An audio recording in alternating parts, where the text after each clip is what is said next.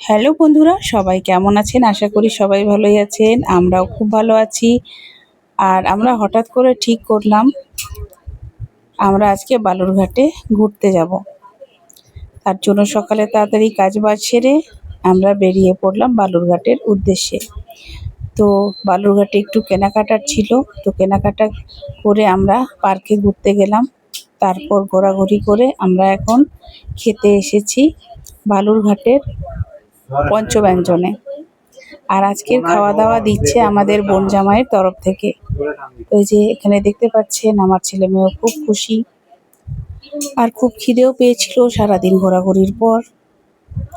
তো এই যে আমাদের খাবার চলে আসলো, বিরিয়ানি ছিল, চিকেন কষা ছিল, আর ছিল রায়তা। এই যে দেখতে পাচ্ছেন, এখন আমরা খেতে শুরু করব।